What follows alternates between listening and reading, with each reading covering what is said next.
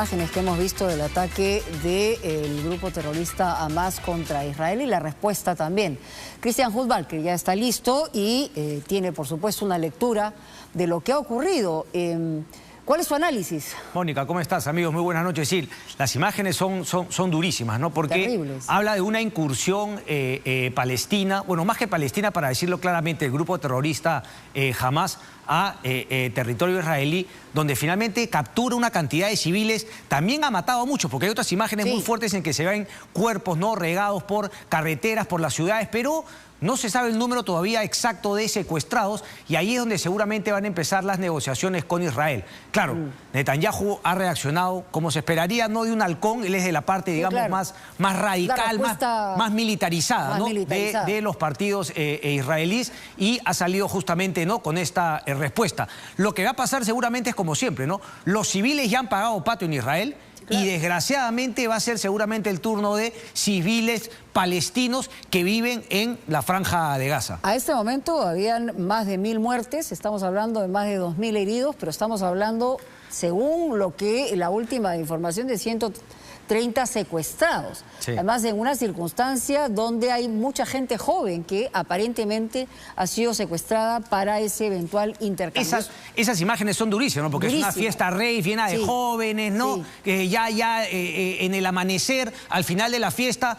Y claro, como conversábamos con Juan también, digamos, la Franja de Gaza está cercada, como una reja, es como un campo de concentración, hay que decirlo también. Por eso se ve un bulldozer que destroza la reja y permite que pasen los terroristas de Hamas a territorio israelí para el tema de los secuestros y todo eso. Han ido también como los famosos, ¿no?, parachuters de la Segunda Guerra Mundial. Han bajado en paracaídas. Exactamente, ¿no?, en paracaídas. Y esta obviamente es la respuesta de Israel. No bombardeando territorio de la Franja de Gaza, porque no hay ninguna poderío militar de los palestinos de Hamas que tengan esa capacidad de destrucción. Es más, son artesanales los cohetes que ellos lanzan. Claro, pero ha sido, digamos, una estrategia conjunta. La respuesta de Israel va a ser, y está siendo, frontal, violenta, dura, difícil, entendible además en un país donde hay, digamos, una situación permanente de alerta y militarización justamente por las circunstancias que viven. Ahora, pero lo cierto es que los han agarrado de sorpresa. Ese es un tema también, ¿no? O sea, con toda la inteligencia ahí me parece que, digamos, quizá en el cortísimo plazo va a haber un apoyo a Netanyahu, ¿no?, al gobierno de Netanyahu, ¿no?, por reaccionar a este ataque de Hamas, pero en el mediano plazo sí le van a tomar cuenta seguramente en una próxima elección, porque a él, al halcón, al más militar, al más duro de los gobernantes israelíes que se le haya pasado este tema, seguramente va a tener implicancias políticas también. Ahora, me parece también, digamos, importante decirlo, ¿no?, porque en Palestina, sobre todo en el territorio de la Franja de Gaza, Palestina, digamos, son ahora dos territorios que están separados. Y Jordania, en donde lo controla la Autoridad Nacional de Palestina, Mahmoud Abbas, y que supone que es más calmado, ¿no? ¿no? O sea, digamos, diplomáticamente sí accede a las conversaciones. Y el otro es el grupo terrorista con el cual nadie quiere negociar, que es justamente Hamas, que en una elección derrotó a la Autoridad Nacional de Palestina, Abbas, y se quedó finalmente en la franja. Y lo que dicen es que estaría o financiado o respaldado por Irán, ¿no? Siempre Irán ha jugado digamos, un juego ahí medio sucio, porque Irán también financia a Hezbollah, que es el grupo, digamos, que está en el Líbano, y el Líbano siempre también ha apoyado a los palestinos. Pero nuevamente el tema, o sea, en Israel son diversas vertientes militares, políticas, unas más militares que otras. Están los judíos ortodoxos que han hecho alianza con Netanyahu, y por eso Netanyahu se ha puesto en plan de seguir invadiendo territorio palestino y estas tomas que son efectivamente invasiones ilegales y que Naciones Unidas ha condenado, pero no les ha pasado absolutamente nada. Pero habiendo dicho eso, en la Franja de Gaza solamente gobierna Hamas, y Hamas son terroristas. Esto hay que decirlo, porque hay un embajador palestino acá, que yo también no podré conversar con él. Vamos a criticar, obviamente, que maten civiles palestinos, pero Hamas es terrorista. Y lo que sabe Hamas muy bien es que con este atentado terrorista va a hacer que mueran muchísimos de sus ciudadanos civiles. Pero eso a Hamas no le importa, porque parte de lo que ellos dicen es el costo de luchar contra los abusos israelíes. Estamos hablando de una guerra religiosa. Muy bien. Aquí ponemos punto final. Adelante contigo, Cristian. Bien, gracias, Mónica, por el pase. Arrancamos en medias tintas. Suéltame la cuña, por favor.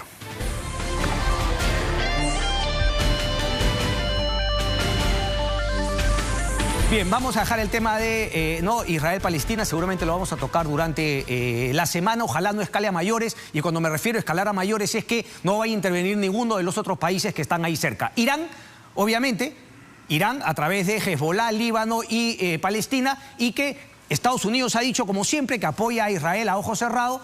Me preocupa que haya mandado finalmente 2 barcos al Mediterráneo, pero repito, que se quede en el tema y que ojalá frene un poco la violencia y la muerte de los civiles. A largo plazo la situación es bastante complicada, pero bueno, dejo ese tema. Quiero entrar a temas locales ahora porque, claro, la noticia de la semana que ocurrió justamente el día viernes fue la sentencia con prisión efectiva a Vladimir Cerrón. Antes de eso, solamente quiero mencionar, suéltame por favor el video, un poco que ha sido un tema que se ha tocado en extenso en Punto Final. Estuvo el hermano de los Valdivia Montoya, de Abel y Pedro. Ahí tenemos las imágenes. Ok. Por favor, estas imágenes yo recién las he visto hoy, creo que también lo ha mostrado otro canal, pero las teníamos nosotros. El que está de casaca negra con camisa blanca que acaba de golpear con uno de rojo es Pedro. Se me va. Yo me quedo con esta imagen, tranquilo, esa sácala. Ok, vamos ahí desde el comienzo. Camisa blanca, casaca negra, Pedro Valdivia Montoya. Esa imagen sácala, esa no la quiero, por favor, porque esa confunde. Solamente quedemos en esa, ¿ok? Salen de la fiesta y la pelea. Ahí está quien murió, desgraciadamente, camisa roja. Otra persona de blanco, ¿ok? Ahí, camisa manga corta, blanco. Ellos son 2 amigos, que ya no está Cristian, quien desgraciadamente falleció en la imagen. Quien saca y se acaba de caer es justamente Abel, quien disparó. ¿Ok? Y vamos a utilizar ese término en base un poco a la defensa que quiere presentar la familia de Valdivia Montoya. Y claramente la estrategia legal es poder plantear una legítima defensa, ¿ok? Que disparó porque se defendía. Y esto también en base a la barbaridad de ley que sacó el Congreso de la República, que no necesitaba sacar más ley, porque esa ley ya existía. Pero volvamos a la imagen nuevamente. Salen los 2 hermanos, ¿ok? Peleándose con Cristian, quien desgraciadamente murió, y el otro amigo de Cristian, que es uno de los testigos. Miren al rojo ahí, ¿ok? Que tiene una disputa, efectivamente, con Pedro. Pedro, camisa blanca, casaca negra, fue quien terminó en la comisaría denunciando este intento de homicidio. Lo que en la conferencia han querido presentar es que esta imagen, vamos a ver que vuelva a darle la vuelta, esa no, por favor, borremos esa imagen, ahí estamos, esa, ¿ok? Ese es lo importante, ahí está. Camisa roja, el que está de espaldas, ese momento sería en el cual, según la familia de los Valdivia, Cristian habría intentado, digamos, no golpear con un arma punzocortante. Eso es lo que dijo y se fue de boca, no solamente Carlos, sino sobre todo el hermano Marco. Porque ahí Carlos Hidalgo, nuestro compañero, le pregunta, ¿y quién habría sido, según tu versión, quien intenta apuñalar a tu hermano? Habría sido el mismo que murió, dijo Marco. Carlos todavía lo mira y le dice, cállate, cállate, cállate. Pero bueno, eso fue lo que dijo claramente Marco. Entonces, si hubo efectivamente un ataque con arma blanca, este sería el único momento. Ahora, dejaremos a los peritos que puedan analizar si es que pudo haber o no habido, quizás sí, quizás no. ¿Ok? Lo que queda claro es que después de ese ataque, ahí vemos, ¿ven? Cristian y Pedro. Abel es el de la camisa blanca, abre la puerta del carro, saca el arma, persigue al de camisa blanca, a quien finalmente no le disparó, se cae, y ahí salen todos de la imagen. Todos finalmente salen de la imagen. ¿Cuál es la versión? Abel y Pedro habrían perseguido a estos 2, ¿no? A Cristian y a su amigo, y le habría disparado a Cristian, quien, digamos, en la euforia, en la adrenalina, siguió corriendo y cae más allá. Luego hay la imagen, que también salió en Punto Final, que regresan los 2 hermanos, trepan a 2 chicas más y se van en el carro. Así que ahí Pedro mintió en la comisaría, porque dijo, yo no sabía quién me llevó. Claramente se sube Abel, el del disparo, camisa blanca, el que disparó, ¿ok? Y después el hermano dice que no es homicida, no lo ataquen, no homicida, ok. ¿Quién disparó? El autor del disparo fue claramente, a confesión de parte de la familia, el señor Abel Valdivia Montoya, ¿ok? Pedro se tepa atrás también con una chica y se van. Una vez más voy a pedir repetir la imagen, por favor, porque aquí viene el tema donde desgraciadamente, bueno, no sé si desgraciadamente, pero desde mi punto de vista, claramente, así en esa imagen hubiese sacado un arma blanca, cosa que no me queda claro para nada, así habría sido un ataque con arma blanca y eso habría generado los arañones que luego se ven, que muestra en la comisaría Pedro Valdivia, porque ojo, no es que apuñalan o habrían apuñalado, según la versión de los hermanos, a Abel, quien dispara y quien se ha fugado a Colombia, sino a Pedro, quien se presentó efectivamente en la comisaría. No hay manera de que un juez con sentido común pueda plantear que esto es legítima defensa. Porque aquí se ve que si en todo caso, repito, en todo caso, hipótesis, si fuese cierto que en estas imágenes no se confirman que habría habido un ataque con arma blanca, el señor que lo habría hecho, repito, en el hipotético caso, ya se estaba yendo corriendo. Y el señor que saca la camisa, de camisa blanca, que saca el arma, ahí se cae, se vuelve a parar y los persiguen, salen de la imagen. Lo ha perseguido y le ha disparado. Eso, en ningún lado del mundo es legítima defensa. En ningún lado.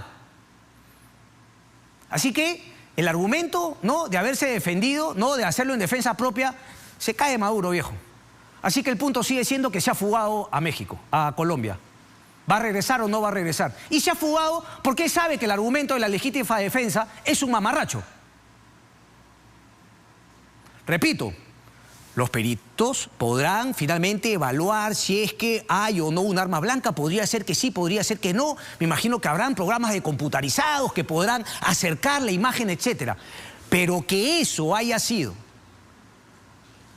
causa para, argumentando legítima defensa, haberlo perseguido y haberle disparado, nada que ver. Cierro ese tema, las investigaciones seguirán y pasamos, porque yo creo que en este caso es importante separar, digamos, la parte de el disparo, la muerte y el probable homicidio. Hay que decirlo también. Porque a todas luces, viendo estas imágenes, acá hay un probable homicidio. Tiene que haber una sentencia absolutoria o condenatoria. Pero hay, para mí, desde mi punto de vista, un probable homicidio que las investigaciones tendrán. Y estoy siendo muy cauteloso. El respeto a la familia de todos. Pero las cosas como son.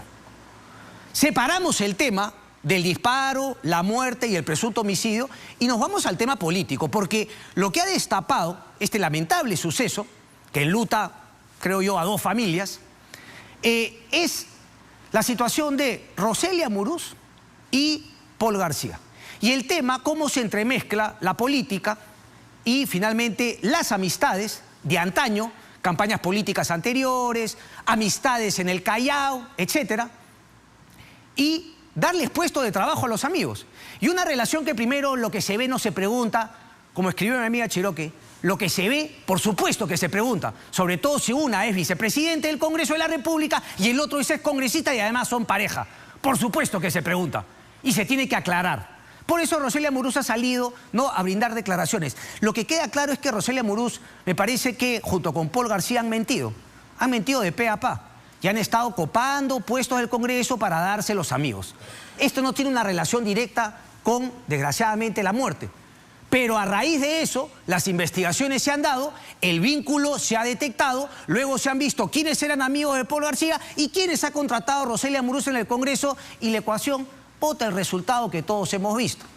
Una serie de pago de favores y de contrataciones que no ponen jamás la meritocracia por delante, las labores congresales por delante, sino simplemente un tema de amistades y de darle trabajo a los amiguitos que en un futuro te pueden ayudar y que en el futuro te podrán ayudar o no. Eso incluso es lo que ha generado el reclamo, ¿no?, de Carlos Valdivia en entrevista a Mónica Delta, en el cual efectivamente se muestra molesto con Paul García, quien quiso limpiarse él y su novia respecto de los hermanos Valdivia Montoya. Y en el caso de Roselia Amurús, mira, hay un artículo muy interesante que yo recomiendo en Sudaca, sobre un suceso que vivió de chica Roselia Amurús.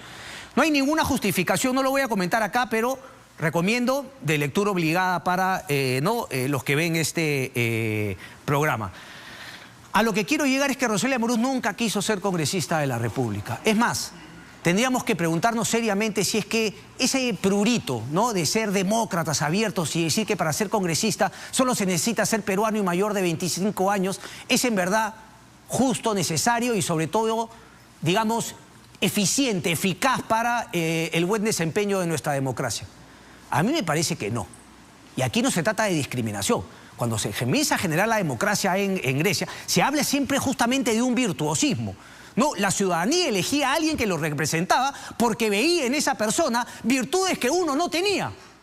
En cambio aquí se ha desnaturalizado completamente el tema.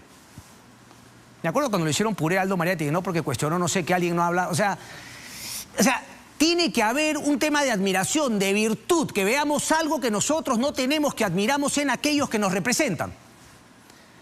A Roselia Amurús la puso su padre, por lo corrompido que está el tema de la política. Aportas a una campaña política, te dan un puesto con el número 3 y obviamente por el tema del voto preferencial, entras. Y después, ¿qué haces cuando has entrado? No tienes la menor idea. No, hasta me parece víctima de las circunstancias, pero claro, ya es una persona adulta y esto lo debió saber.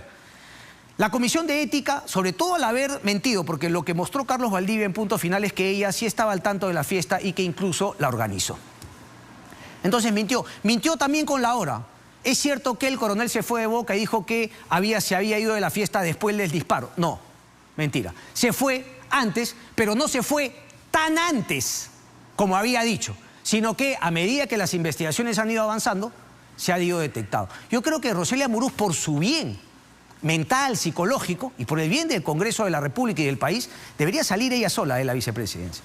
Sin tanto tema de la Comisión de Ética, porque ahí también llegamos a un punto importante que presenta mi amigo Mario Ghibellini en su columna ayer en el diario El Comercio, ¿no? Dice, maracas, serpentinas y cornetas, y habla claro que quienes presentan el pedido para censurar a Roselia Amurús. Y ahí te genera nuevamente una cuestión de principios, ¿no? O sea, ¿quién le quiere jalar la oreja a Roselia Amurús? Y dice, llama la atención por esa sola lista de firmantes de la moción de censura que mencionábamos antes. Katy Ugarte, Jorge Flores Ancachi, Raúl Doroteo, Heidi Juárez, Luis Cordero Jontay y hasta el electoplasma de Digna Calle. Darwin Espinosa, ¿no? Que tiene 1 millón de explicaciones que da respecto al caso de Marca Group y Sada Goray. Ese es el gran problema del Congreso de la República. Pero bueno, eso sería para el bien del gobierno, y repito, sobre todo de Roselia Amurús, que digo, no tiene idea de qué hace en el Congreso de la República. Y por eso recomiendo nuevamente La vida exagerada como una fórmula equivocada de evasión. Una nota muy interesante de Viviana Rodríguez publicada hoy en Sudaca. Vuelvo al tema del día viernes, ¿no? Vladimir Cerrón.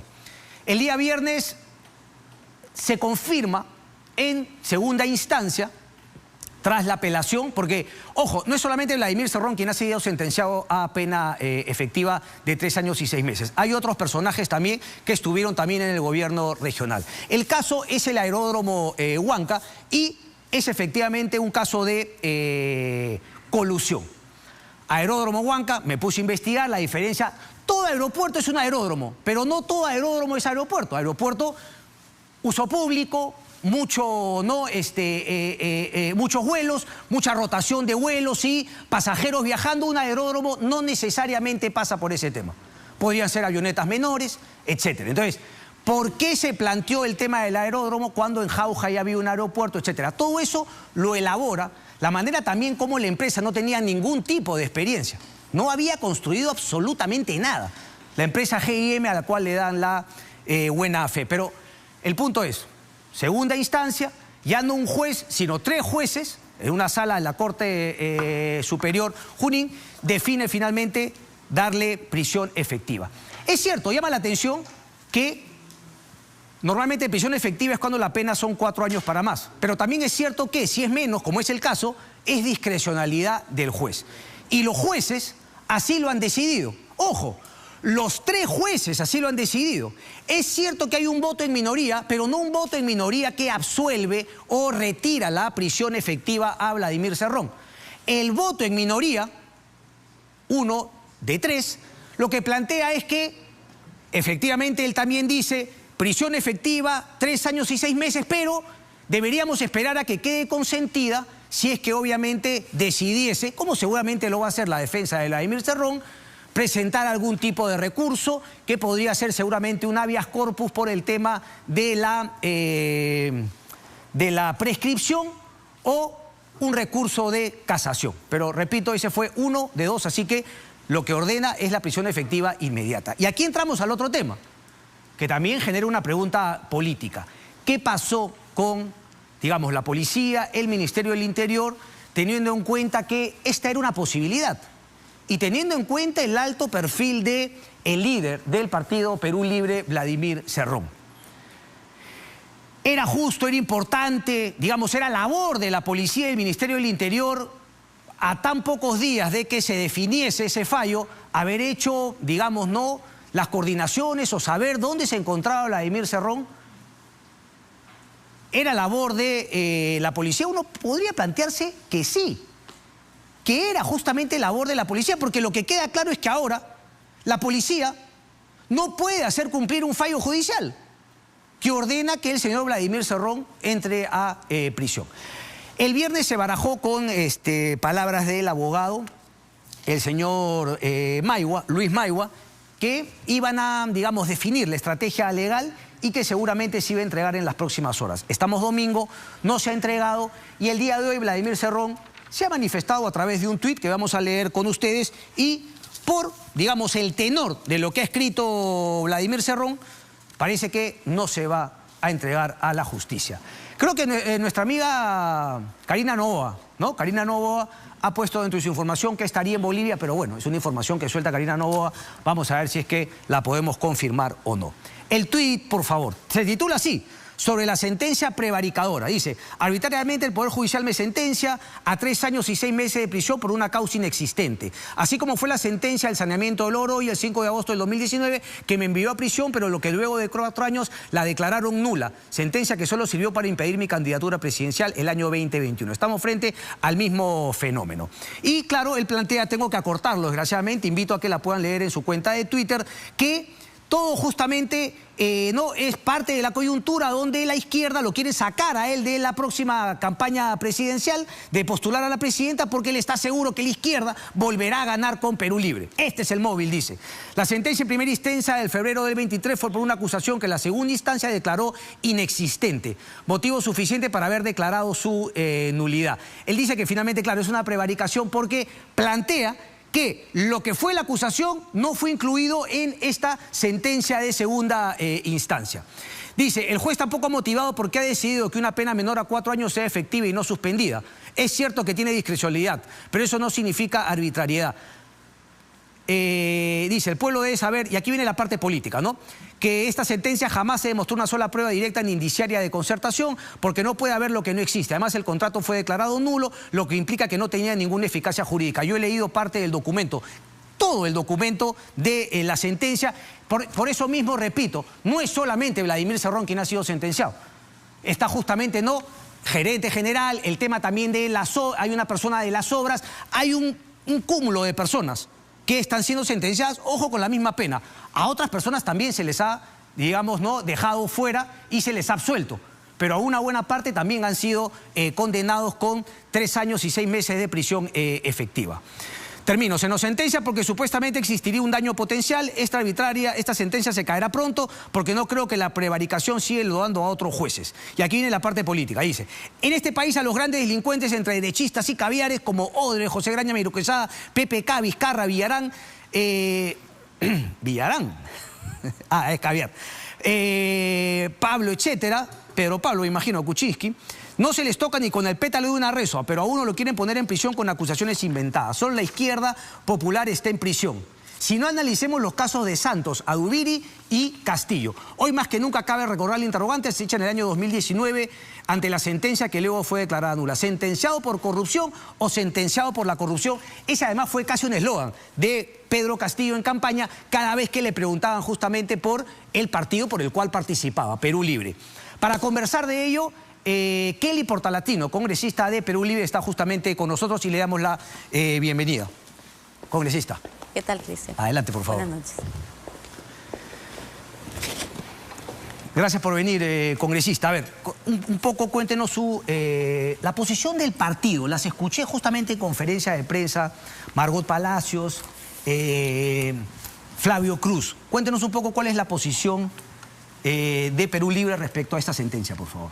Bueno, como ya has podido leer el Twitter que ha sacado el doctor Vladimir, en primer lugar hay que aclarar, ¿no?, esta información a todos nuestros hermanos peruanos, que un gobernador en su momento que tiene la voluntad de traer un aeropuerto internacional que podría ser parecido a Jorge Chávez, de igual manera que ha tenido un informe técnico legal para poder construir y tenga esa aprobación por el Consejo de Consejeros Regionales, ha tenido que tener todo ello para que pueda firmar un contrato. Y en ese sentido, pues, nos llama la atención que también, que a pesar que el Tribunal Administrativo, Cristian, el Tribunal Administrativo de la Contraloría General de la República es que exonera de todo tipo de responsabilidad administrativa a todos los funcionarios y obviamente también al doctor Vladimir Cerrón.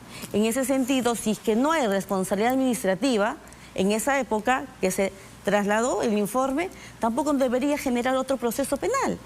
Más aún, ¿no te parece alguna suspicacia que el juez determine una sentencia de prisión efectiva con un informe de un perito auditor economista, pero no es letrado jurídico, ¿ah? Ojo, que no es letrado jurídico, o sea, no es un abogado que nos determine esa contundencia? Sí, pero la parte jurídica la ven los jueces. Ellos justamente veían el supuesto daño patrimonial que se pudo haber generado. Tú lo has dicho, supuesto. Claro. Y ponen... Supuesto hasta que finalmente para los jueces se podía generar un daño patrimonial potencial y por eso es que los jueces, en términos jurídicos, ellos deciden. Ahora, usted me ha hablado de, efectivamente, un informe para hacer un aeropuerto internacional que incluso pueda competir con el Jorge Chávez. Pues eso está en la sentencia. Y justamente hay un informe del MEF, del MTC y de Ocitran que dicen que no era necesario porque ese aeropuerto internacional no podía competir con el Jorge Chávez y que además el aeródromo Huanca podía quitarle justamente el peso al aeropuerto de Jauja que ya había que potenciar. Eso también está en el informe. Es decir, el único que recomendó que era factible o importante era el Consejo Regional del Gobierno Regional de Junín. A ver, hay que aclarar a todos los televidentes.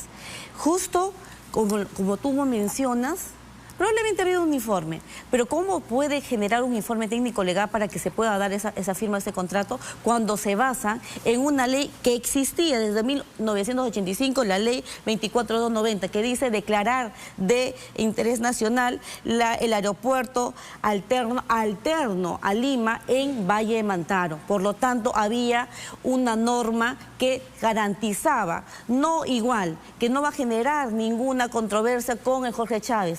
¿O acaso detrás de Jorge Chávez hay un monopolio que no quiere permitir que tengamos nosotros ese dinamismo económico? Entonces hay que dejarlo, pues, claro. Es el aeropuerto de Jauja que justamente también se quería impulsar y estaba. La pregunta era ¿por qué? Y ya que usted parece conocer también algo del caso, ¿por qué finalmente con esa empresa? ¿No le llama la atención que una empresa se haya presentado que no tenía ningún tipo de experiencia en la cuestión y que también lo menciona la sentencia, se haya firmado finalmente tan rápido? Porque fue adjudicación directa, congresista. Bueno, así como están haciendo las adjudicaciones directas en diferentes regiones actualmente, son megaobras para poder generar desarrollo. Sí, pero ¿eso está bien o está mal, más allá de que que muchos lo hagan? Mira, yo no puedo incidir específicamente esos detalles, pero sí me gustaría responderte de esta manera. ¿Por qué lo prescribieron a esa empresa en la sanción y por qué no lo prescribieron al doctor Vladimir, sabiendo que ambas partes, se supone que hay una colusión de ambas partes? El gerente general también está incluido. No hay, en estos momentos se ha prescrito a la responsabilidad a la empresa. Sí, pero el gerente general también está incluido. La empresa en algún tipo de reparación civil, pero el gerente general también está, más allá de otros también políticos del gobierno regional de Vladimir Cerrón. Hay una resolución de prescripción, ¿ah? No, pero está incluido. Está incluido, está sentenciado. Ahora que me habla justamente de la prescripción, llama la atención, ¿no? Porque efectivamente fue la ley que presentó su colega Flavio Cruz, ¿no? La ley 31751, a la que usted hace mención. Entonces, a ver, es un poco, por decirlo menos, que llama la atención, por no decir escandaloso, que una ley que presenta Flavio Cruz es luego usada por el líder de su partido para pretender justamente que esto prescriba. Y además de otros congresistas que también la han utilizado. Eso podría quizá considerarse como una ley con nombre propio, congresista. Bueno, Yo he sido muy clara en mis diferentes entrevistas, justo al punto. Pero antes de pasar... ¿Cuál es el punto? Perdón, para aclarar. El punto de... ¿Usted no está de acuerdo con esta ley? No, obviamente que voy a estar de acuerdo. ¿Sabes por qué? Algo preciso. Porque en mi región Ancash hay muchos hermanos que se encuentran en proceso de investigación, que tienen 8, 10 años, que tienen salud mental, que han vendido todo y son inocentes, y hasta la fecha no le entendí bien. Entonces, usted sí está a favor de esta ley. Por supuesto que sí. Ok. Por supuesto que sí, porque te estoy sustentando que hace más de 8 o 10 años, y esa es la indignación que uno tiene, porque recoges lo que lloran los padres, lo que llora la madre de familia, que tiene que gastar porque no ven justicia en el Estado peruano. Y eso es lo que pasa. Y no es por caso de Vladimir Cerrón, no. Acá hay muchos casos injustos, Cristian. ¿Y qué define quiénes son injustos y cuáles no? Por supuesto. O sea, ¿le parece que a usted le llama la atención porque en todo caso, si usted lo que me dice es correcto, uno podría decir, bueno, ok, si eso así yo pienso en otros, bueno, yo voy a aprobar esta ley, pero yo mismo no me la voy a aplicar, porque eso suena un poco sinvergüenza. Bueno, yo creo que todos somos conscientes que actualmente hemos visto en transcurso de estos años que no se está dando con bastante equidad todos los debidos procesos por parte del órgano constitucional y también por el Poder Judicial. Para unos casos son muy céleres y eficientes, para otros casos sí son pues ineficientes, y por eso que tenemos larga data, ¿no? Pero como si ese caso tiene 10 años, o sea, tiene menos que los casos que justamente reclama Vladimir Cerrón. Tiene mucho menos tiempo el caso de PPK, de Ollanta-Humala, de Susana Villarán. Este es del año 2013. Se han demorado casi 10 años y gracias a la ley que presentó Flavio Cruz de su bancada, podría haber salido justamente prescrito. No, desde 2014 ya hasta antes de que salga la ley, ya ha estado ya prescrito. Cristian, no hay que distorsionar el mensaje. A ver, quiero quedarme en esa frase que usted ha dicho. ¿Qué es lo que ha quedado prescrito desde 2013? Desde 2014 se supone que hay una ley del Código Penal, que ya esa misma imputación y esa investigación... A ver, congresista, le voy a leer el documento de la sentencia. Dice, excepción de prescripción del acusado Vladimir Cerrón. Dice, prescripción extraordinaria de la acción penal, pues el tipo penal previsto en el artículo 384 estipula como pena máxima 6 años. Contenida en el artículo 84 del Código Penal, modificado por la ley 31751. No sé de qué me está hablando. Gracias a la ley que presentó Flavio Cruz y que aprobaron masivamente en el Congreso, es que Vladimir Cerrón ha querido que prescriba su caso. Pero no se va por ese lado. O sea, la prescripción viene antes de la ejecución. Antes de la ejecución de su caso actualmente Aeródromo. Estamos hablando de eso, Cristian. No hay que distorsionar. Pero, no hay que distorsionar. No diga que está distorsionando, con usted misma se está confundiendo y está quedando clara que lo que está diciendo no tiene mucho sentido. Pero bueno, ley 31751, el señor Vladimir Cerrón intentó utilizarla, pero los jueces dijeron que no. Ahora, quiero preguntarle por lo que dijo Margot Palacios. Los neoliberales, dijo, la bancada perulibrista también se pronunció. Para esta no son los caviares, sino los neoliberales. Y para Margot Palacios dijo, la politización del Poder Judicial dominada por los caviares. Explíqueme eso, por favor, congresista, porque claro, eso, digamos, esa percepción de la bancada de Perú Libre podría quizá explicar, digamos, las últimas decisiones del Congreso frente a Junta Nacional de Justicia, frente a Tribunal Constitucional, Ministerio Público. ¿Cuál es esa percepción que tiene Perú Libre al respecto, por favor? Nosotros ya hemos sido claros, Cristian, que esto es una instrumentalización de la justicia. Es denominado en Latinoamérica de lawfare. ¿Por qué lawfare? Porque somos claros que tenemos nosotros líderes de izquierda que hoy se están enfrentando a este monopolio y por supuesto pues este poder económico. Obviamente que se ven pues que hay un líder que enfrenta frontalmente esta situación y no ven pues de que se sientan ellos que tienen a un aliado, sino todo lo contrario. ¿Hay lawfare contra Ollanta-Humala? Bueno, todos sabemos la historia, cómo llegó, ¿no? Llegó con todo ese programa del pueblo y nunca lo ejecutó y tuvo un gobierno de derecha. No me ha respondido. No hay lawfare contra él. Lo de él sí es, digamos, la justicia haciendo su trabajo. Bueno, eso ya los hechos han demostrado, ¿no? ¿Qué han demostrado, congresista? Con las investigaciones que se están dando. ¿Qué cosa? ¿Que es culpable o que es inocente? ¿Que es lawfare o no? No, mira, estamos hablando nosotros de líderes de izquierda. Y para mí, Ollanta-Humala no es un líder de izquierda, pues nunca ha sido de izquierda. Sí, pero yo no estoy hablando si son líderes de izquierda o derecha. Por eso estoy preguntando si es que para él también le están haciendo lawfare o para él sí está aplicando la justicia. Estoy hablando que lawfare exclusivamente la instrumentalización de la justicia para líderes de izquierda. No, esa no es la definición de lawfare. Lawfare es que justamente tú utilizas, dependiendo de quien tiene el poder, jurídica, utilizas a la justicia para golpear a tu rival. No importa, el rival puede estar en la izquierda si es que finalmente el poder lo tiene la derecha, o el poder lo puede tener la derecha y golpear a la izquierda. Ese es el concepto del lawfare. Pero eso es la modalidad exclusivamente para la izquierda. Nunca se ha visto para la derecha. Okay. Y para el centro. ¿Y quiénes mueven esto? O sea, solamente el aparato judicial. Aquí no está el ejecutivo, o sea, solamente el aparato judicial.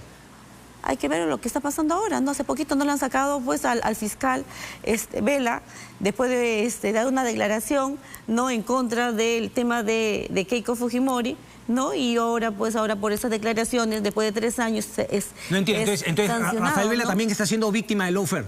No estamos hablando que es una alianza. Acá hay una alianza de todo, ejecutivo, probablemente Poder Judicial, probablemente otros aparatos, otros órganos. Acá lo que queremos nosotros... ¿Y Fuerza Popular también están en esa alianza contra ustedes? Bueno, yo no puedo determinar esos detalles. Pero porque... es que me dice quiénes sí y me dice quiénes no. Parece que esa conveniencia de, digamos, con quiénes quiere hacer alianza o no. Entonces, Vela es víctima del lawfare, pero APP y Fuerza Popular, desde su punto de vista, no están en esta alianza contra Vladimir Cerrón.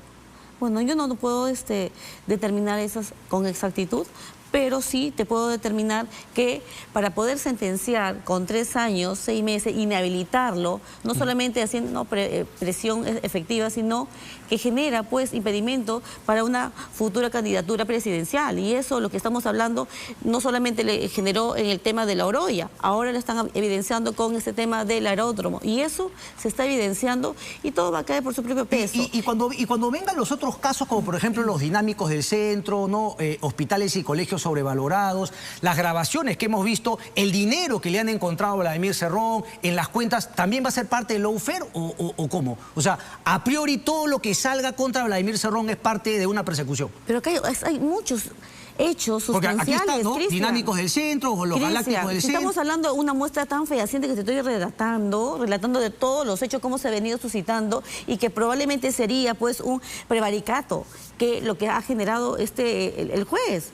Eso no es otra cosa, porque no hay pues elementos sustanciales. Ahí están los elementos, si hubiese puesto la sentencia, ver cómo se fueron poniendo de acuerdo y cómo se zurraron en el informe del MEF, el informe del MTC, el informe de Ocitran, y todo lo hacían entre subordinados de Vladimir Cerrón, que le decían sí, sí, sí, y por eso ahora se les ha complicado. Él dice que era un tema de confianza. Él no plantea que haya estado mal que se firmó el aeródromo Huanca. Él dice que él confió en los funcionarios que claramente estaban subordinados a Vladimir Cerrón. Mira, ¿qué dice el Ministerio Público? El Ministerio Público dice que, y llama mucho la suspicacia, ¿no?, que la situación que se afectó la transparencia y la legalidad del mismo, que puso en riesgo el uso de recursos públicos para hacer rentable un proyecto que desde el momento de su propuesta resultaba sostenible. Y eso generaría, puede que no hay argumentos sustanciales para poder determinar que tenga la responsabilidad.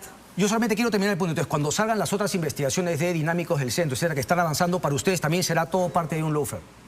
Es parte, porque todo se está demostrando poco a poco. Ya se anuló una sentencia de la Oroya. Sí, claro. Sí, pero eso justamente se va a reabrir. Se ha anulado la sentencia, no el caso. El caso va a continuar. Van a volverlo a... No es que han dicho el señor es inocente.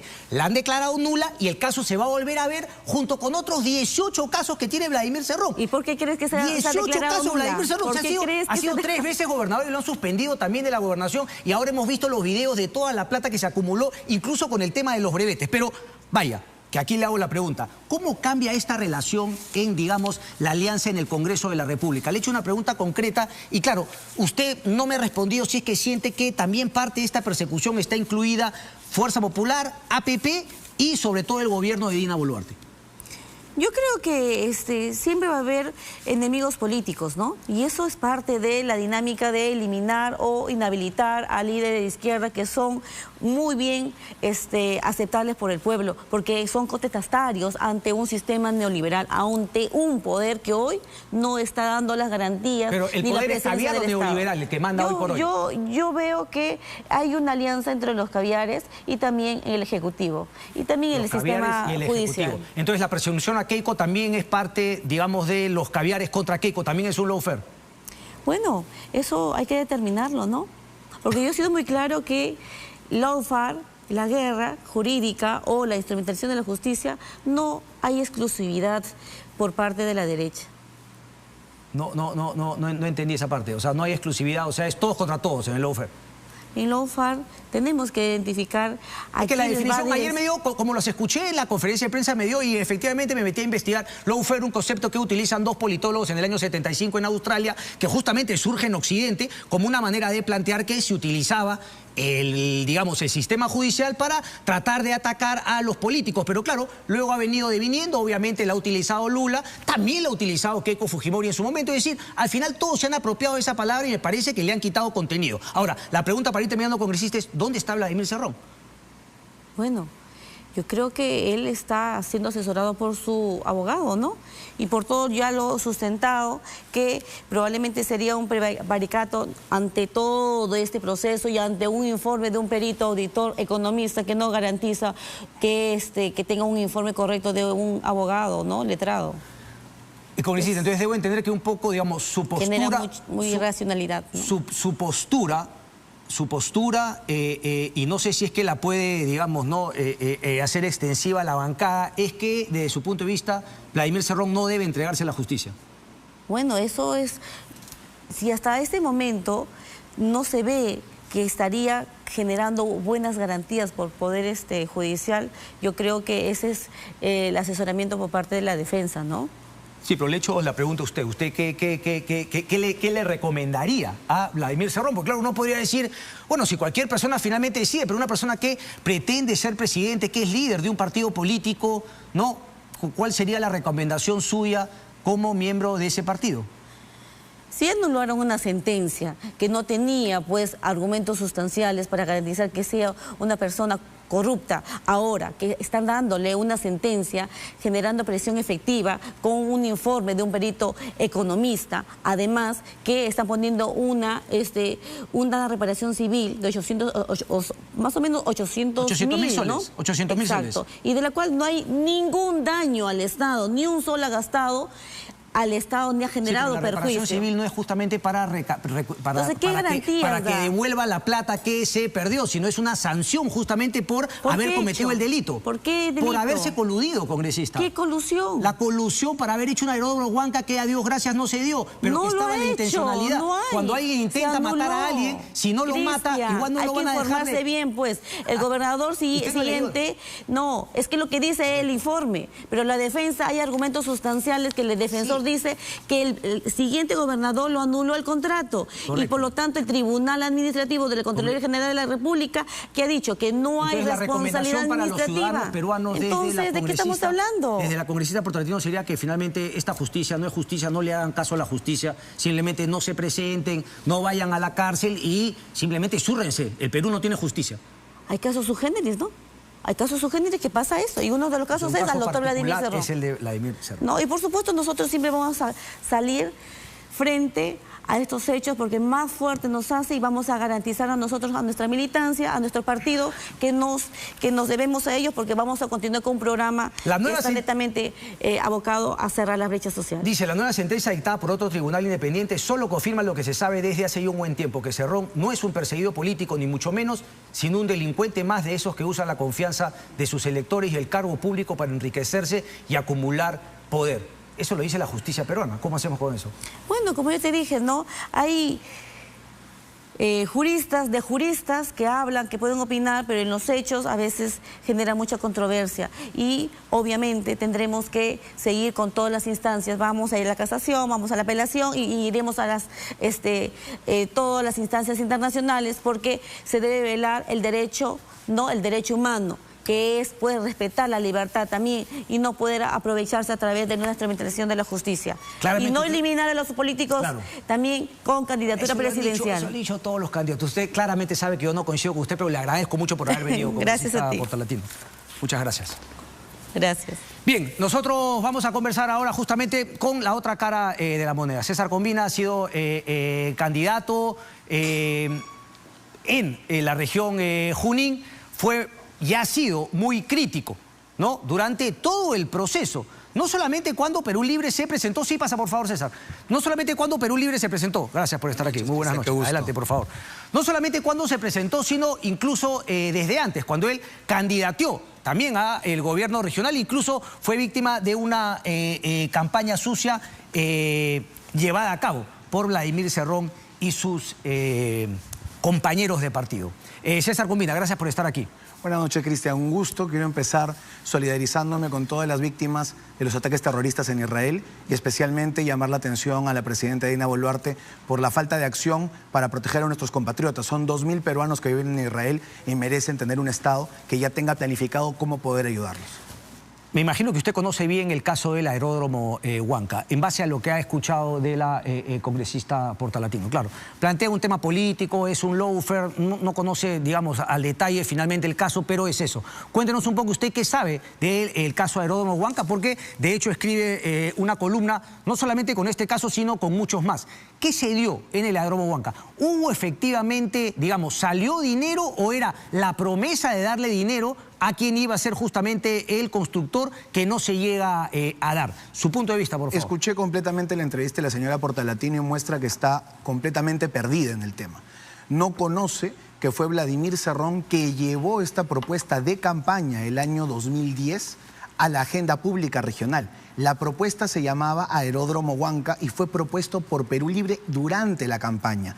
Luego, Vladimir Cerrón, aprovechando su mayoría en el Consejo, aprueba un acuerdo de consejo y mueve las fichas de todos sus funcionarios del ámbito burocrático del gobierno regional para producir informes que sustenten un aeródromo que no tiene ni pies ni cabeza. A menos de 40 kilómetros de Huancayo hay un aeropuerto funcional, comercial, que es el aeropuerto Francisco Carlé. Inclusive, esta propuesta de aeródromo Huanca no tiene ni siquiera un estudio de vientos. Los estudios de vientos para un aeropuerto se hacen por más de 20 años. No se puede inventar aeropuertos por un decreto, por una ley o por una norma. Y es una vergüenza que nos quieran ver la cara de tontos a toda la región Junín y a todo el país. Afortunadamente parece que hay 3 jueces en la Corte Superior de Junín que no ha permitido que así sea. Pero yo quiero llevarte, César, digamos, al tema porque tú también has sido parte de, en un momento, ¿no?, de tu carrera política, de Fuerza Popular y de APP. Y mi opinión, que la he manifestado muchas veces en este programa, es que APP y Fuerza Popular no solamente han sido, son cómplices de Vladimir Cerrón, y es más, APP, liderados por César Acuña, habrían de alguna manera ideado la ley 31751, por la cual el presidente del Congreso salió libre de su caso, y también era el acuerdo con Perú Libre para que Vladimir Cerrón le dé los votos a esta alianza que hay hoy en el Congreso. Tu punto de vista, por favor. No solamente son culpables los que cometen el delito, también son culpables por los tibios que se quedan callados y que no dicen las cosas como son. Peor aún, que se alían y que buscan... ¿Hubieses esperado una mención de APP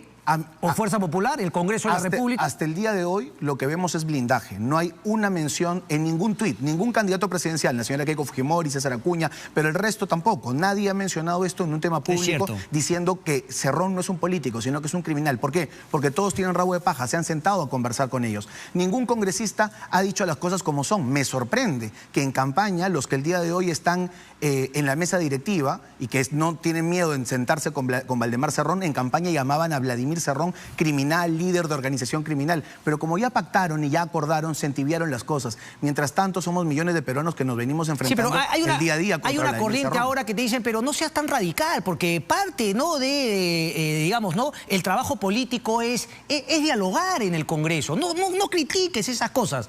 ¿Cuál es tu respuesta? Porque claro, uno diría, una cosa es negociar y dialogar con cosas sobre la mesa y otra es hacer pactos criminales para liberar de prisión a los delincuentes. Así es. Hay que separar claramente lo que es la política de la criminalidad. Y cuando tú normalizas al criminal en política, estás cometiendo también complicidad y estás ayudando a que todo esto, a que toda la corrupción, a que toda la mafia participe del gobierno. El día que se sentaron a dialogar Perú Libre, Fuerza Popular, Avanza País, Alianza para el Progreso y otros partidos que los apoyaron a la mesa directiva, ya Cerrón tenía una condena. Es decir, era un criminal. El día de hoy tenemos una segunda condena y las condenas no van a dejar de llegar, Cristian, porque a diferencia de lo que dice la señora Portalatino y a diferencia de lo que dice Margot Palacios, el delito existe. Tú lo has señalado muy bien.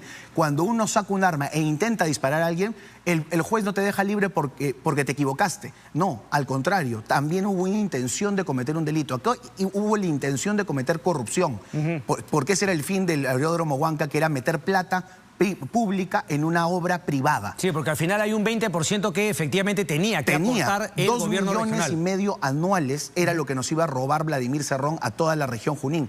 Pero ¿qué cosa pasó? Como nunca construyeron la obra, nunca se ejecutó la corrupción, pero lo que sí hubo fue colusión. Y la colusión también es un delito en este país. Se organizó un aparato en donde también estuvo inclusive algunos conocidos a nivel nacional, como el señor Julián Palacín, por ejemplo, promoviendo esto para destruir el aeropuerto de Jauja, generar un aeropuerto privado, no estatal, no que lo administre Corpac, y que obviamente carecía de todo tipo de beneficio comercial, porque es muy raro. Y ahí venía el vínculo que luego se manifestó en Julián Palacín asesorando padre, que en paz descanse, y luego el hijo Enin de Copí. Exactamente, y recuerdo claramente las palabras del apenas nombrado jefe de plan de gobierno, Julián Palacín, el jefe de plan de gobierno de Pedro Castillo, diciendo que su primera gran obra en Junín iba a ser el gran aeródromo Huanca. Es decir, ya la corrupción ha metido dinero en esa obra y la tienen que sacar. Déjame terminar con ese tema para, digamos, apretarte a ti un poco también, César. Es decir, con lo que me has dicho, nunca más volverías a ser parte de Fuerza Popular o de APP. ¿Te arrepientes de haber intentado? Porque lo que queda claro es que todo por lo que luchaste denunciando a Perú Libre, a Vladimir Cerrón, en tu tierra, en Huancayo, pues ahora son cómplices junto con Vladimir Cerrón y Perú Libre. Totalmente. Para mí esos dos partidos han traicionado al pueblo peruano y me han traicionado a mí, obviamente. Déjame ahora hacerte otra pregunta, porque nos hemos quedado en APP y en Fuerza Popular, que son los principales, digamos, socios, ¿no?, de esta alianza en el Congreso. Carlos Paredes hoy en el diario El Comercio dice: Cerrón, aunque lo nieguen, es parte de la alianza para que todos lleguen al 2026. La presidenta Boluarte y el Ejecutivo también dependen de él. Todavía maneja los votos necesarios para mantener el precario equilibrio del pacto de gobierno. Y Cerrón sabe cómo hacerlos valer. Antes de que me respondas el fondo del tema, en base a esto que te he leído, y también lo comentas en tu columna, en una entrevista en Diario Expreso, ¿hay complicidad de este gobierno respecto a no haber tomado las medidas sabiendo la posibilidad de que haya prisión efectiva, como de hecho fue la sentencia del tribunal en Junín? Yo creo que sí hay complicidad. Complicidad abierta de este gobierno. Lo dices en la entrevista también que ese ministro debería, pero ¿tú crees que lo van a censurar este Congreso? Este Congreso no lo va a censurar. Lo que tenemos que exigir los ciudadanos es que ya pasando 48 horas de la no detención y ni siquiera habiendo tomado las medidas básicas para poder generar su captura, el señor tiene que renunciar. El ministro no se puede quedar un día más. Está comprometido hasta la coronilla. Rompen las puertas de las casas con investigaciones. Es decir, hemos visto cómo se allanan domicilios, casas, oficinas, con procesos de investigación. Aquí no hay ningún proceso de investigación, hay una sentencia. Y no han tocado ni una oficina de Perú Libre, ni una casa de Perú Libre, nada de Vladimir Cerrón. Es realmente demasiada complicidad. Y a mí me parece que esto viene hasta la parte de arriba. ¿Por qué? Porque la señora Dina Boluarte tiene techo de vidrio. ¿Y qué crees que va a pasar ahora en el Congreso de la República en esa finalmente ecuación de los votos? Me queda claro que si es que aparece mañana un comunicado, no va a ser un comunicado honesto, transparente, digamos, no de una honradez política, sino simplemente de alguna manera una especie de poner paños fríos a lo que a todas luces, y es un escándalo y finalmente una confesión de parte de esa complicidad y ese contubernio entre APP, Fuerza Popular y Perú Libre. ¿Qué crees que va a pasar ahora en el Congreso? Yo creo que el contubernio es aún mayor, que los tentáculos son mayores, como digo. No solamente están los partidos de la mesa directiva, sino también están los ex partidos que formaron parte de la coalición de Pedro Castillo, está el gobierno actual, y creo que lo que está haciendo el día de hoy, mientras que nosotros estamos hablando, Vladimir Cerrón, es negociar sus votos. Yo he escuchado en todas las entrevistas que han dado sus voceros, incluido a la señora Portalatino, que lo que se está haciendo es amenazar. Básicamente están negociando sus votos y diciendo: si ustedes atacan a Vladimir Cerrón, si algún político pide prisión efectiva, si algún político manda una carta al ministro del Interior presionando para su captura, no cuenten con nuestros 14 votos. Pero tú crees entonces, digamos, que esos votos están en negociación. Pero entonces la negociación es silencio o finalmente voto en contra o van a pedir algo más, porque, discúlpame, pero conociendo el descaro con el cual aprobaron la ley 31751, a mí no se me sorprendería que saquen otra ley igual de vergonzante tratando de alguna manera de limpiar a Vladimir Cerrón, no solamente de este caso, sino de los otros 18 que tiene pendiente. Así es, y el equilibrio de poderes en estos momentos es muy frágil. Esos 14 o 15 votos que tiene Vladimir Cerrón y que lo sigan, porque son parte de todos de una organización criminal en donde se cae la cabeza, tarde o temprano va a caer el hermano, tarde o temprano va a caer cada uno de los congresistas. Ellos van a comenzar a extorsionar porque así funcionan las organizaciones criminales. Los políticos dialogan, proponen, pero los extorsionadores y los criminales amenazan. Y lo que está ocurriendo el día de hoy, yo estoy 100% seguro que si el presidente del Congreso se pronuncia, Perú Libre va a pedir su salida, su vacancia. Si la señora Roselia Muruz, alguien de Avanza País o alguien de otro partido también tiene algún pronunciamiento, inmediatamente se va a pedir la censura, se va a pedir el desafuero. Y eso es lo que se dedican a hacer ellos. Lo han hecho en Junín. Pero tú crees que valga tanto el sacrificio, además por 14 votos en el Congreso de la República, no hay otras fuerzas que puedan justamente complementar, porque siendo honestos también y pragmáticos, es finalmente un candidato menos, claro, ¿no? Que lo que dice que la izquierda volverá a ganar, que ahora queda claro, es parte, pues, ¿no?, del argumento, de la excusa de Vladimir Cerrón de fugar. Pero dentro del pragmatismo también uno podría pensar, bueno, Vladimir Cerrón queda fuera de la carrera para el 2026. Pero, ¿acaso alguno de los políticos que tiene representación nacional el día de hoy tiene algún futuro para el 2026? No. Ellos están viviendo el ahora, están aprovechando en repartirse la torta de ahora. ¿Por qué? Porque el 2026 probablemente ninguno de ellos llega a ningún lado. Una cosa son los líderes y sus aspiraciones presidenciales y otra cosa son los congresistas que hoy por hoy habitan el Congreso de la República. César Comina, muchas gracias. Gracias, Cristian. Vámonos a una pausa y regresamos en breve. No se muevan. Gracias, María.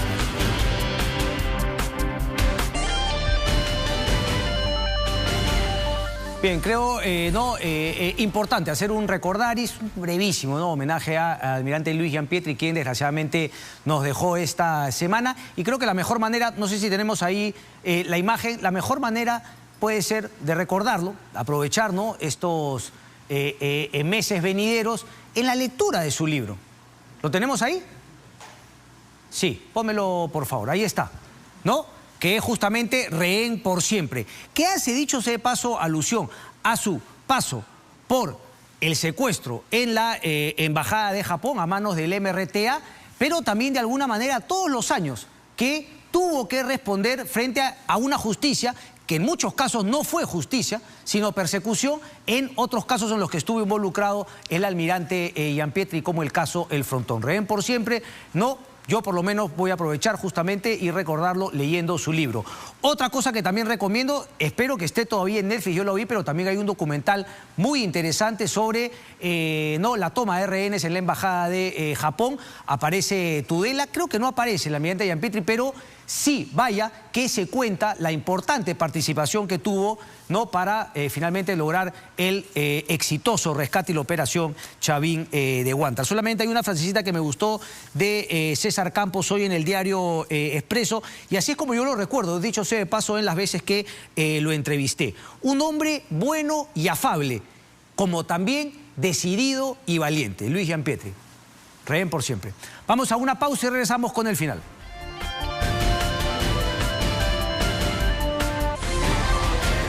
Bien, a ver, un poco de humor antes de irnos, ¿no? Dos cositas, ¿no? La primera es que, la verdad, declarar el tercer domingo del mes de octubre de cada año como el Día del Chancho al Palo, la verdad, ¿no? ¿Para qué acepta ser ministra de Desarrollo Agrario Jennifer Licetti Contreras Álvarez para que te hagan firmar este documento? Y lo otro, y es la máxima, ¿no?, de Alejandro Soto en el Congreso de la República. Es decir, no solamente hay un congresista, ¿no?, que se zurra en el propio Congreso de la República donde él opera y le hace, ¿no? Ya saben lo que le hace. Ponme la foto, por favor, no se me pongan tan conservadores a esta hora. Ya no estamos en horario de protección, ¿no? Le pone, ahí, ¿tienes la foto nuevamente o no? Incluso ha salido algunas voces, imagínense cómo serán de tontos, que plantean investigar quién habría sido el graciosito que le dibujó eso no solamente a Soto, a todo el Congreso de la República, y seamos honestos, a todos nosotros los ciudadanos peruanos. Porque eso es lo que nos hacen los 130 congresistas todas las horas de todos los días de la vida. Esa es la verdad. El Congreso se zurra en nosotros. ¿No ha visto el nivel de defensa que han planteado? Pero no solamente eso, porque eso es todos los congresistas, pero la brutalidad de Alejandro Soto la vio y se la mostró a todo el Perú. O sea, pudo haberla tapado y decir voto y después haberle enseñado en blanco de forma privada, pero para eso Soto sí es transparente. Nos vamos ahora con los amigos de Latina Deportes porque reinician las eliminatorias, mi estimado Alan. ¿Qué pasa, Alancito? No, ¿cómo te va, Cristian? Un abrazo fuerte. Estábamos conversando justo el tema que estás hablando al cierre de tu programa y Coqui dice que estuvo bien el presidente del Congreso porque estaba mostrando todos los votos. Pues ¿no? la legalidad, la legalidad de mostrar todo, ¿no? Pero bueno, ya eso el martes. Hay que ser bien burro para ver eso y habérselo mostrado. Me imagino que para mostrar los que eran nulos. Ya el martes, pues, el martes ya hablan de eso. Correcto, ¿ya? escúchame. Sí. Veo que tienes la foto de Oliver Sone. Seguramente los amigos todos van a estar como cuando llegó la Padula. Obvio. Ahí está Sone. Ahí te lo voy a enseñar un ratito más a Sone. Sí, ya llegó. Yo no sé si va a ser tan querido como la Padula, porque son diferentes posiciones en el campo, ¿no? La Padula es sinónimo de gol y la Padula te puede hacer ganar un partido, es determinante en un partido. Ojalá no sé si Sone. ¿No? Ojalá lo sea, finalmente, ¿no? No, claro. ¿No? Que juegue bien, que coge. ¿Él es marcador derecho, entiendo? Es marcador derecho y también puede jugarte de 6. También te puede jugar de 6. Ajá, vamos a ver, enhorabuena. ¿Tú crees que tenga minutos el jueves contra Chile? Lo dudo. Lo dudo. Con Argentina vamos a ver, pero frente a Chile, muy pocos tiempos de entrenamiento. Muy poco tiempo de entrenamiento. ¿Tu pronóstico, Alan 10? Pronóstico para el jueves. Para el jueves, acá tengo el lapicero. 0-0. 0-0. Copión. ¿Pero por qué me dice copión el señor González? Ya empieza mal el programa. Que empiece el debate. Los dejo y nos vemos el día martes con Coqui. Pero tú, arriba Perú el jueves. ¿Pero tu pronóstico? Yo creo que gana Perú 1-0. Ay, está pero recontra peruano. Cuídate.